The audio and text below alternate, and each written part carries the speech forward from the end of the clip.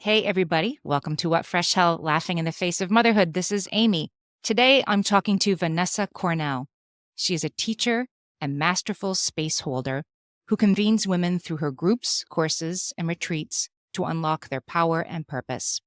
Vanessa has dedicated herself to giving women the tools and confidence to step into their power and lead lives of joy and purpose. Vanessa is the founder of Nushu, a women's community grounded in wellness and empowerment that hosts retreats around the world. Welcome, Vanessa. Thank you, Amy. I'm so happy to be here. So tell us a little bit about your background. You're a mom of 5. Mhm. Tell us a little bit about how you came to start this community and do this work. Yeah, so it was literally as a result of having 5 kids in 6 years. Oh, boy. I've told this story so many times it almost seems ridiculous, but I was pregnant breastfeeding our both for 8 years straight. And at the end of those 8 years, I fell apart for reasons I'm sure everyone who's Right. listening can understand. Everybody listening is like, how'd you make it 8 years, right? Exactly. And I actually have theories about that too. It's like the more capable you are, the longer you last before you fall Mm, apart, the longer you last before you feel like, oh, I can't do this on my own. But it's the capable ones. It's the really like together with it, high energy ones who last a really long time and get themselves in a deep, deep, deep hole of despair before they even consider showing a crack to the outside. And so mm. my crack was not a small crack. It was an epic explosion. I mean, I really could not take it anymore. And from that place of desperation and loneliness, frankly, I realized that I had been living my whole life trying to meet an external expectation. It's the only way I can describe it, including the way I was soldiering through in a stoic way, being pregnant and having children. I was doing a good job, but at what cost? I was doing a good job taking care of my kids. I was doing an abysmal job taking care of myself. And ultimately, I couldn't take it anymore. What was the moment that you realized? Did somebody else hold that mirror up to you, or did you realize it for yourself? It kind of came in the form of I married the wrong guy. I wasn't supposed to have kids. I don't want this life. I don't care about anybody, and I'm out. That's literally the thought that went through my head. It seems so crazy to me now. I absolutely married the right guy, by the way. He's amazing. I love my children. I have an incredible life. But I got to a place where I was like, I'm done. I'm done. I feel nothing. I'm so numb. I'm so tuned out. All I felt like I needed was out. That's burnout, isn't it? I mean, we kind of throw that term around, and I had a tough week at work. I'm burned out. No, burned out is when you feel nothing, when you come to that, you can't lift a finger to help yourself, let alone anybody else. Yeah. I mean, I would even say burnout is like 10 steps before where I was, Mm, you know, because I felt burned out, but I just pushed through. And then I felt more burned out. And then I just pushed through. Then my body started talking to me and I still pushed through.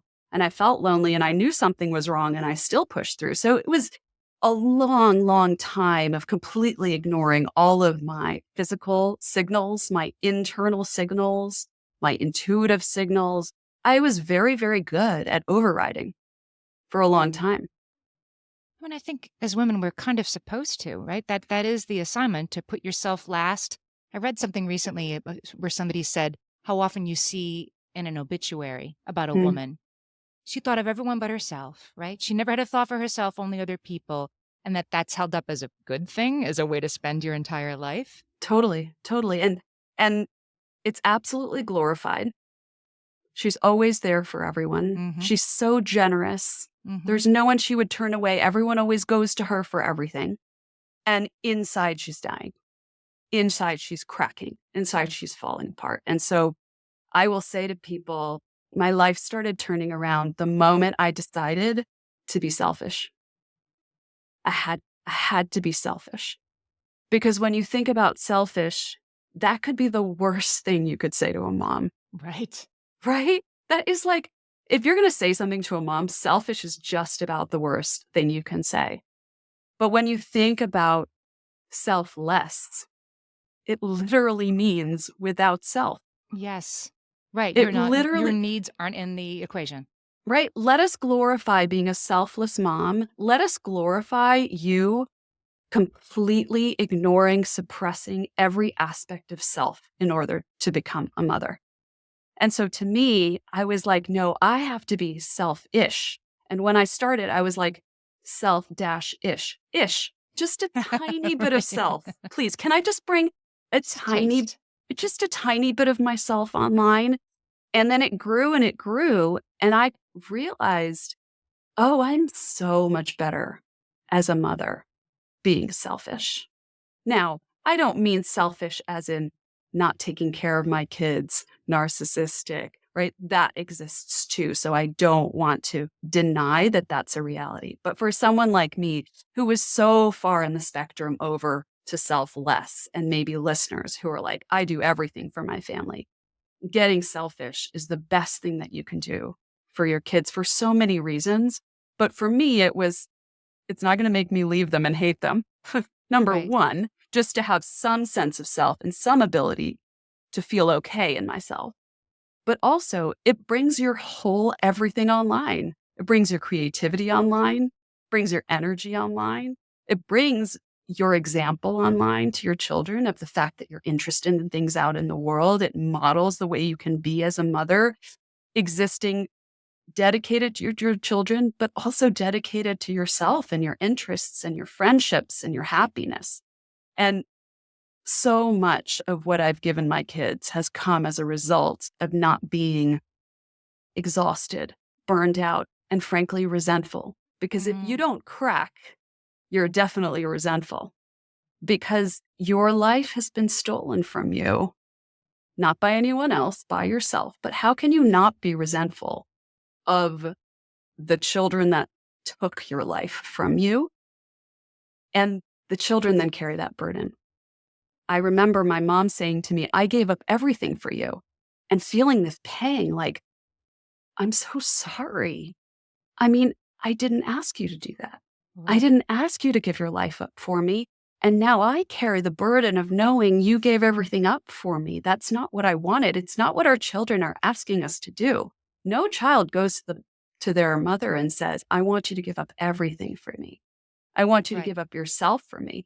And so, in a sense, it's a self imposed, societally imposed standard that does not benefit the mom for sure, but definitely doesn't benefit the kids either.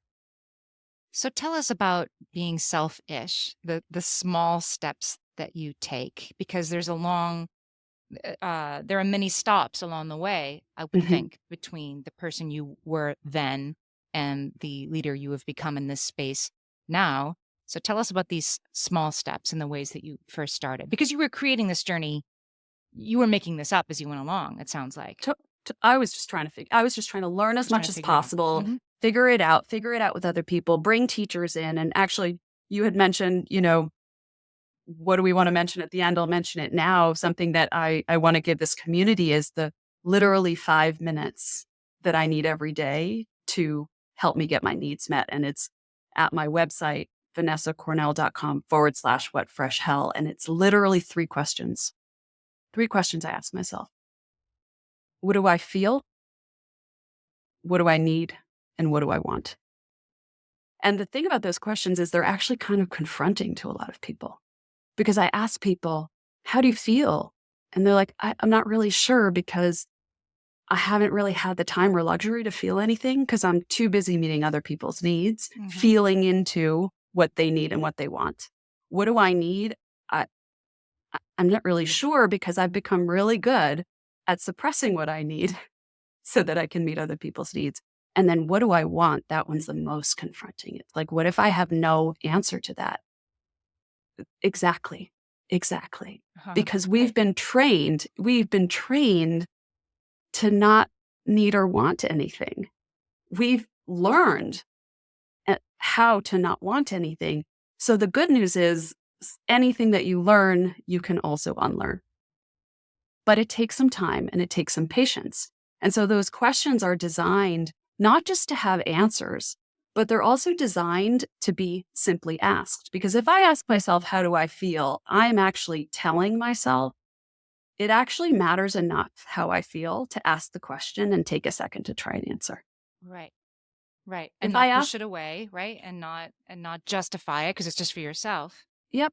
And also, like, if I ask myself what I need, I may not know what I need, but I am telling myself my needs matter enough to ask the question, enough to take the moment to ask. So if people ask those questions and it feels confronting because they don't know the answer, that's okay. Just the asking of the question matters. And so you mentioned lots of small steps to get from there to where I am now. Yeah, every day, So you asking every day. so you're asking yourself this every day, and I imagine the answers weren't pleasant ones in the beginning. How do I feel, right? Or maybe when you start to do this work, I think you can live in like, well, I don't, I'm mad. We're not really mad. You're sorrowful or you're resentful or whatever. There's things behind it that you need to get to, Yeah. but you need to sit But with that before you get to I feel pretty good today. That's how. yeah, and and then there's the categories, right? They're the categories of feelings that are allowed, and then the categories of feelings that aren't allowed. And especially for women, the way that we're raised, there are certain ways we're allowed to be and certain ways we're not allowed to be. So Right. angry for most women wasn't really encouraged. Oh, don't make such a fuss. Don't be so difficult. Don't, it's really not acceptable for a girl to be mad and express it and Yes. throw a tantrum, right? Like, that's not okay. You know, we use our words, we don't scream, we don't yell. It's not okay. And so, for a lot of women, anger might be the answer, and anger and rage can feel really messy. And so, for me, let's not even start to interpret how we feel. Let's just Okay. let it be what it is. Right? Like, I feel angry and I don't know why. Okay. But let's just let that be true for a split second before we shame it away or we say, but I shouldn't feel angry, or, but I have so much to be grateful for. That's a way that we shame away a lot of things. We overload it with gratitude. Well, but I shouldn't feel that way Right. I because have no right. I have I no have right. no right. Mm-hmm. I have no right. But, like, no one's really done anything terrible to me. And this is my choice. And all of these ways that we justify away or shame away the things that we feel. Like, let it be ugly. It's just to you, right? Let it just have a second to breathe before we start to explain it away. Because emotions actually have so much to teach us. Anger is a way that we know when our boundaries have been crossed, when something's not okay. And so for a lot of women, I think that inkling or that feeling that something's not okay gets kind of ignored, buried, pushed aside. Whereas I want to bring that inkling to the table. It's like, something feels not okay. Tell me. Tell me what feels not okay. Tell me what feels wrong. Tell me what feels unfair. Tell me what feels off, unbalanced. And in those conversations, we can start to understand, like, oh, okay, it doesn't feel okay that I'm always taking care of everybody else. And there's nobody even considering how I feel in the situation. So let those parts come online and really tell us. And what happens is that we start to look at situations that we were okay with before, and we start to say, I'm not okay with this anymore. Mm-hmm. I used to be willing to. I am no longer willing to. And that's how you see that change is happening. I have a lot of things that I can say, I am no longer willing to. And that feels really good, but it's taken me a lot of sitting in some ugly emotions to get to that place where I'm like, I used to be willing to, and I am no longer willing to. I'm talking to Vanessa Cornell, the founder of Nushu, and we'll be right back. So, Vanessa, you founded Nushu, which, among other things, holds retreats for women and spaces for women to gather. And you say your goal is to hold space for women to come home to themselves. So, I wanted to break that down a little bit. What is holding space? How do you define that? Yeah. So holding space is kind of what I was just describing. It's creating a space where things can just be. When it's holding space for other people, it's allowing them to share their experience with you without trying to jump in and change it or fix it or soothe it. And so, a lot of times, with respect to our kids, what they really need us to do is hold space for them. It's really hard for us, right? Like when our kid is angry or frustrated or disappointed or hurt, we really want to soothe them. We really want to jump in and fix it for them and make that feeling go away for them. And what we really need to do is just say, like, whatever that is, I can just listen and let you have your experience without trying to change it or fix it. Fix it. Right, right. Because a lot of times as parents, it's so painful to watch our children in pain. What we're actually doing when we're going in and trying to fix or soothe is soothe our own discomfort. We're really trying to manage our own experience with respect to our children. And so much of holding space is being able to tolerate, be aware of, and manage your own experience so you can be with someone and not interfere with their experience. How do you start to do this work? I could see doing this work for yourself, and I can certainly see doing this work on a retreat with other women. That Hmm. must be amazing. And then you come home where your teenagers think everything you do is annoying, and your spouse might consider this navel gazing or just not get it. Hmm. Um, and I think particularly when you're a mom, everybody wants you to go back to the way you're supposed to be. You know, if they see you upset, you're overreacting. Hmm. That's what they call it, so they don't have to engage with, like, maybe you have a point, right? And Right. so you start to do this work. You start to say, okay, these are things I'm not going to tolerate anymore. How do you then bring that back into your family and your with your parenting partner, your relationship, without it being perceived as, okay, she's here to burn everything down? How do you Yeah. sort of walk them into this? Yeah. So, I mean, so much of parenting is actually modeling. You can tell them all day what they should do, but they're just watching what you do. Yep. And so much of this is being able to show my kids that I'm a human being that's messy and makes mistakes and has emotions, and that I can actually show them that in real time with respect to them. I'll give you an example. So, my first son, God bless him, his room is like a tornado. And I'm like meticulous. And it just drives me crazy because I'm like, you could just pick up your stuff. So I Right. walk into his room one day and I've had a day, you know, things have gone wrong. This kid, I was yelling at this kid for this, and I don't even remember the circumstances. And I walk into his room and I'm like, you know, it's just not that hard to pick up your stuff. What do you think and I just go off on him. I go off on him. And then I kind of recognize, I'm like, oh, this is me. This is the day I've had. And kind of in the same tone of voice, I'm like, and the truth is, this has nothing to do with you and your messy room. I've just had a really frustrating day Oh, wow. and I am taking it out on you. And I'm really sorry because you don't deserve it, but I've just had a day. And he looks over and he was like, it's okay, mom. I know.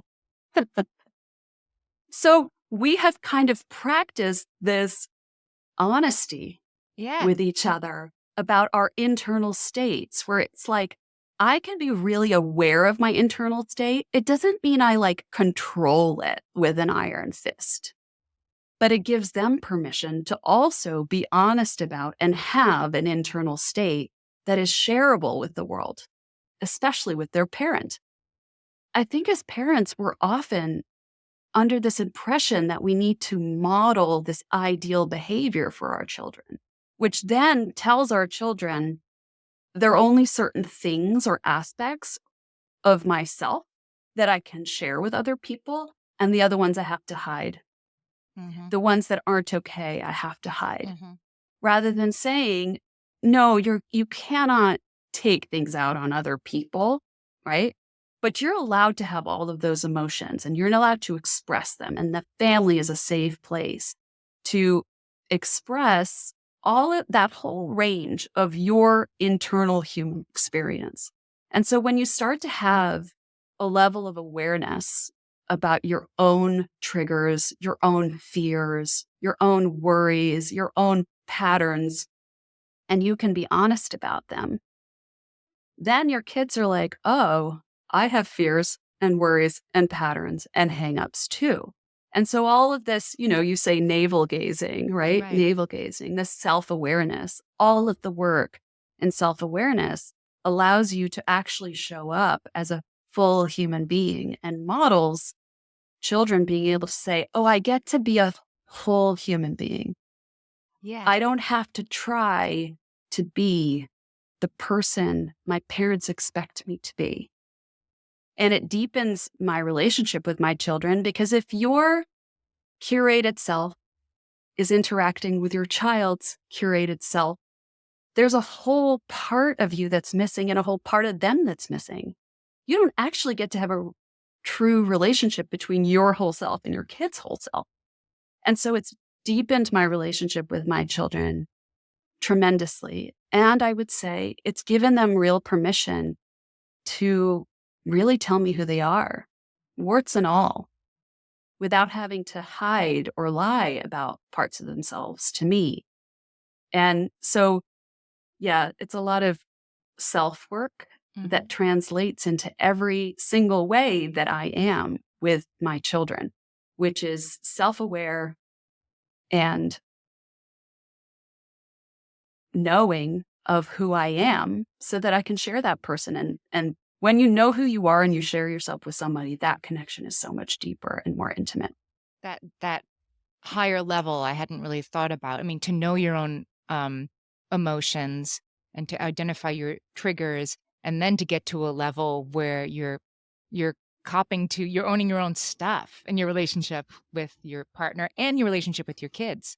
Yeah. It could to have our kids have the emotional maturity to say like, yeah, it was something weird happened at school, and I guess I'm just bringing that home with me. Sorry. That would be, wouldn't we all love to have that amount of emotional intelligence in our deepest relationships instead of Yeah.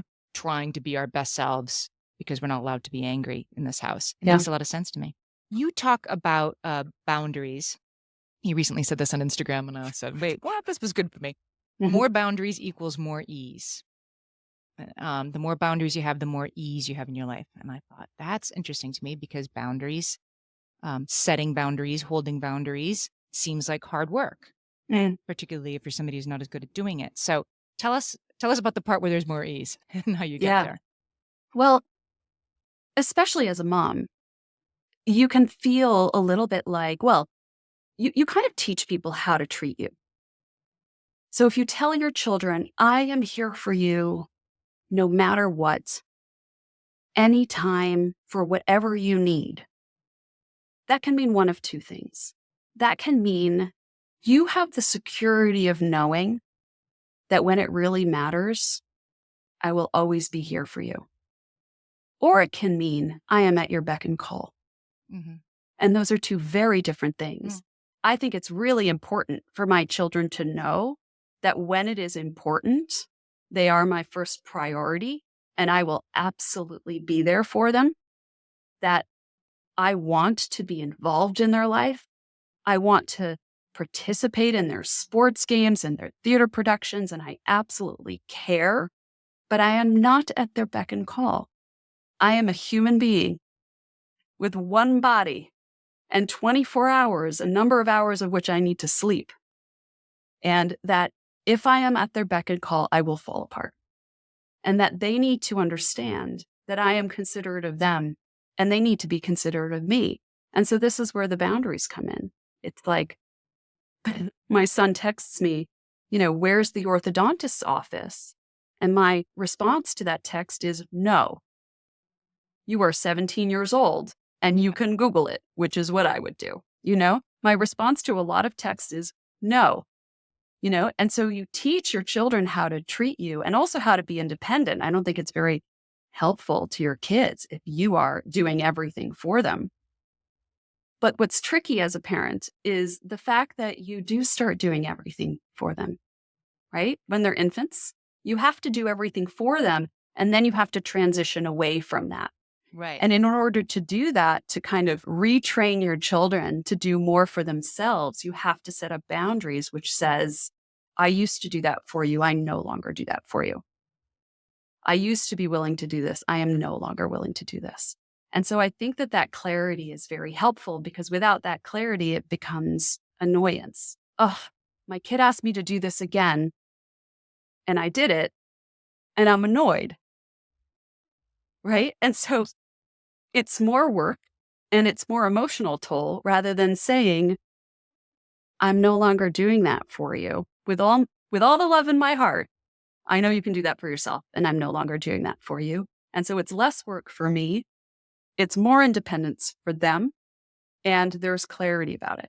It's the No emotional clarity. tone. Right. The It's clarity brings the ease. My daughter's yeah. high school has asked parents, they're trying to make phones less a part of the school day. And so they've asked parents to please refrain from texting them about anything. And, we have a group chat. Some of my kids are away at college, and we're sending each other nonsense in the group chat all Mhm. day. But Mhm. now, when it's during school hours, I go to, send them the silly video, and then I stop because it is during the school day. There's Yep. clarity there. And so then that makes sense to me. There's a boundary which equals clarity, and that equals ease. She doesn't need this right now. I can show it to her later. Yeah. I also think, oh gosh, this parenting thing has just become madness, what we do for our children. I mean, being a parent used to be like, you provide clothing and shelter and food and love and make sure they get to school. Mhm. Now it's like the logistical challenge of being a parent, with the emails from the school and the things you're involved with and the after school activities. We're doing too much, and everybody else is doing it, so it seems normal, but we're doing way too much. My son went to college, and he's a musician, and he was on a show where he was interviewed at school. And I looked at him on the video 2 months after he had left home, and I was like, who is this young Yes. man? Who is this young man? He's been gone for 2 months, and it feels like he's grown up 5 years. And I thought about it, and I said, what made him grow up? I was like, oh, I'm not there. I'm not there. The most important thing that happened was that I went away, and I didn't do things for him anymore. And he was able to go do things on his own. And so, to a certain extent, this overparenting is stunting our children. We're doing too much. So if you're overworked and you're burned out, I think the answer is do less. Do a little Do bit less. less. Do less. It's like I look all the time at what I can stop doing for my children, because I have 5, and doing everything isn't even reasonably possible. What ages are your children now? What their age range? 12, 13, 15, 17, and 18. Yeah. Yeah. I have Because you 5. can't be at all 5 children's everything. Yeah. No, no. And actually, that's been the best thing for me, because I am totally an overachiever. I'm a full on dot every I, cross every T, make everything perfect. Like, you work hard until you get the job done just right. And with 5 children, that was off the table. Thank goodness. Because I think with one, I might have tried, Right. and I might have created a problem for my one. With 5, there was no way. There was absolutely no way. So I had to early on release the idea that it was even a good idea to try and do it all perfectly, which I don't even think exists, right? There is no such thing as perfectly. And in parenting, unlike school, trying harder doesn't necessarily mean doing better by your kids. That's Sometimes it's right. the opposite. Sometimes it's the opposite. So the good news is doing less might be the answer. I'm talking to Vanessa Cornell, founder of Nushu, and we'll be right back. Vanessa, you also talk about mom guilt a lot in your work, and Mhm. there's a reframing that I had never heard before. I thought this was very refreshing. So tell us about mom guilt and why it's kind of not the right name for what we're experiencing. Yeah. Um, the reason I started thinking about this is because everyone I was talking to was feeling so guilty all the time. I was like, all the moms are feeling so guilty. What is this about? These are good people. These are good moms. They're doing great things for their kids. What's this mom guilt thing about? And so I think about guilt, like if you think about in a court of law, if you're considered guilty, right? You're proven guilty. It means you've done something wrong, you've harmed somebody, and there's a requirement of some sort of repair, right? And so, like, if you hurt somebody, if you say something nasty to someone, you have this feeling of guilt. You're like, ooh, I made a mistake. I did something that I regret. And you have a course of action, which is repair. You go and you apologize. So that's how I think about guilt. Somebody got hurt. In so many of these situations, talking with moms, they didn't actually hurt anybody. Their children weren't actually upset or hurt. They hadn't done anything. They were going away for a weekend with their spouse and they felt guilty about it. But the kids were perfectly happy. The kids are at home and they're thrilled and they're with grandma or they're wherever they are and they're okay. But there was this feeling of guilt. And so I was like, this isn't actually guilt, because guilt requires you to have this emotion where you're like, I did something wrong and I need repair. And what I realized was it wasn't guilt, it was fear. It was fear. And it was a fear of a lack of the ability to control the outcome for our children. And so we have this idea that we, by virtue of just sheer force of will and hard work, can make sure that our children have happy, healthy lives. Like, how many parents do you hear say, I just want my child to be happy? And then they're signing them up for the SAT and they're signing them up for the soccer practice and they're signing up for the tutoring and I just want my kid to be happy, because somehow all of those things that they're doing for their children are going to pave the path towards a life that's happy, without heartbreak, without disappointment, because we don't like to feel that on behalf of our children. And the truth is, we can't pave that path. We shouldn't pave that path. But anytime we feel like we're not giving it our all, we're feeling like somehow through our force of effort, we could have, or we should be able to avoid all of those outcomes for our children that we don't want for them. And so when we don't show up every day and we don't come to the class play, or we go away for a weekend, or we're working and we're not home all day with our children, we think, oh gosh, somehow I'm not trying hard enough. As if trying hard enough could somehow predict the way life is going to turn out for our children. And so there's this fear of lack of control over the outcome for our children that drives us in this continuous loop of just doing more, trying harder, working more for our children, when the truth is bad things are going to happen to our kids. They just are. We can't control it. We can't avoid it. And there's nothing we can do to prevent that from happening. Now, there are things we can do, like when you ski, you wear a helmet, right? There are certain things that we can do to protect our children, but we're going way too far.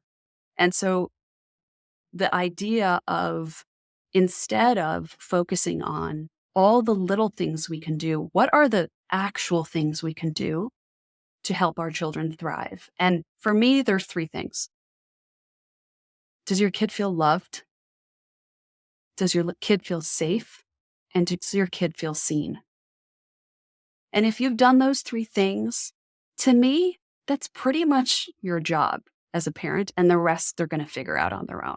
And they're going to have the basis and the safety and the love and the acceptance to go figure all those things out, make all the mistakes they're going to make, navigate life the way they're going to navigate life. But if you're doing those three things, you should feel guilty about nothing. You should feel guilty about none of your decisions, particularly if those decisions are decisions that are made for you to feel whole. The decision to work, for example, or the decision to not work, the decision to pursue your friendships, the decision to focus on your marriage or your partnership. All of these things for people seem to feel like they're in conflict with being a good mother, but they're not in conflict. They're supporting being a good mother. And so the guilt, when we can recognize it as, I'm worried that something's going to happen and that I will not have done enough to prevent it, is making us crazy, because something is going to happen and it doesn't matter how much you do. There's nothing you can do to prevent it other than the normal things like, life Right. jacket. Both ways. One of our listeners said that, and I've never forgotten it, that I spent so much time worrying about all the bad things that could happen from my kids, and then different other bad things that I Yeah, wasn't worrying about happened instead. I Not know that we're life is terrible, but yeah, there's going to be bumps, and they're not bumps you would have predicted ahead of time anyway. So stop worrying about each bump that could happen. I know, and worrying is basically preparing yourself for something that hasn't happened, that may not happen, right? And the problem with worrying is that in order to prepare for something that hasn't happened, because you don't know what it is, you've got to play all the scenarios out in your mind, right? And so I don't know, I'm sure listeners can relate to this, the circling in your mind of every possible scenario and how you will respond to every possible scenario. It takes a tremendous amount of energy to prepare for infinite possibilities. And it never ends and it never resolves itself. And so instead, this idea of building self-trust rather than building preparedness. So self-trust says, when a scenario comes up, I believe that I will be able to meet it.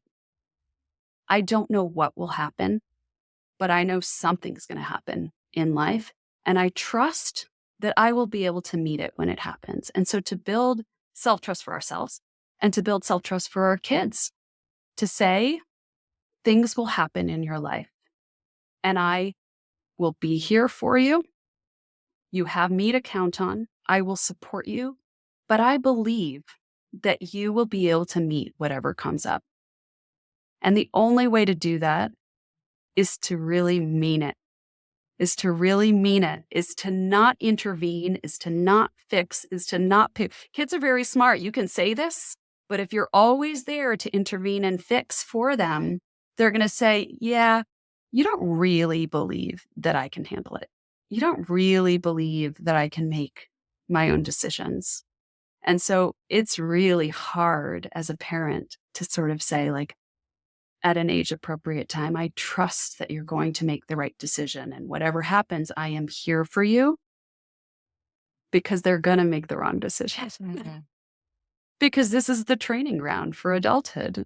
This is where they have to make all the mistakes while they've got you there.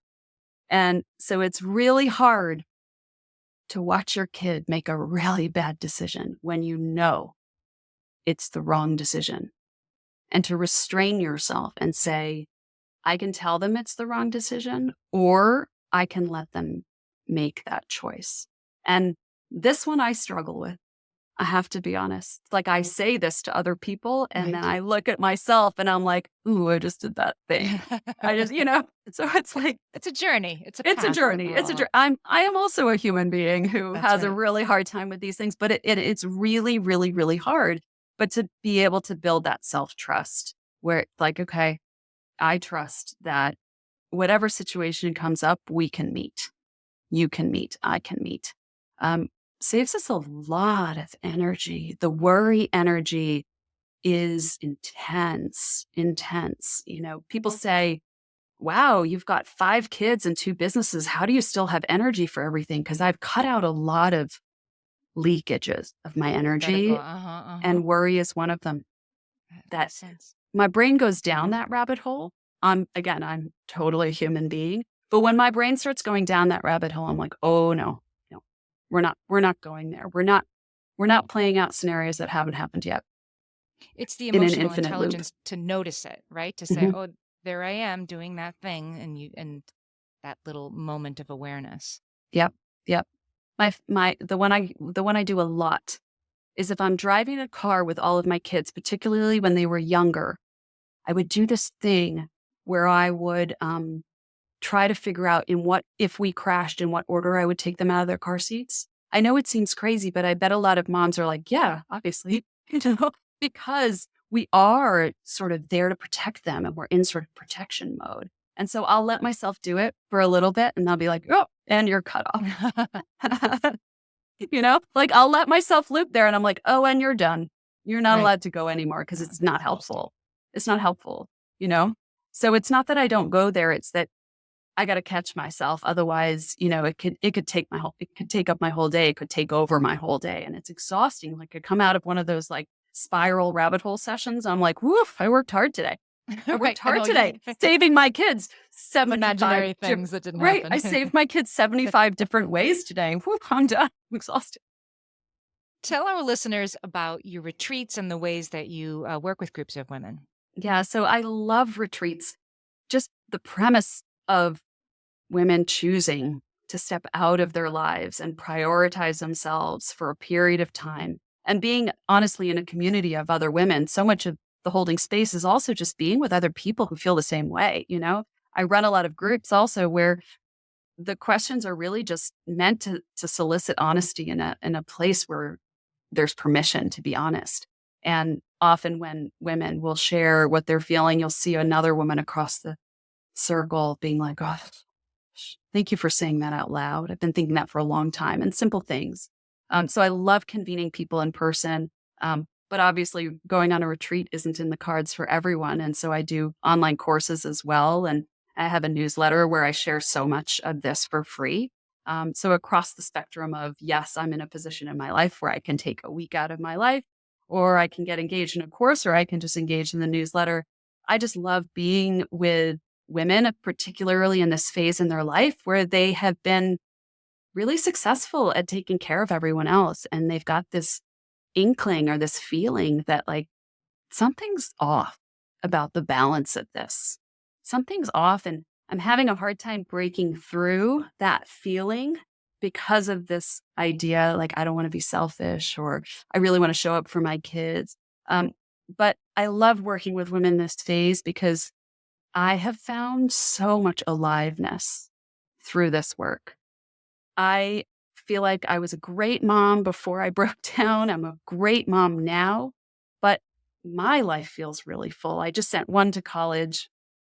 I'm going to send four more in the next 5 years. And I'm excited. I'm excited about the next 5 years. I'm excited about the next 10 years, 20 years, 30 years. There's so much there because I um, kind of discovered that the creative energy that I have and the capacity for connection that I have is so much more than I thought was ever possible. And so this feeling of kind of, uncomfortable breaking down of who I thought I should be can be hard, but there's so much on the other side. I've been talking to Vanessa Cornell. Vanessa, tell our listeners where they can find you on the internet and remind them about your special gift for them. Yeah. So I'm vanessacornell.com.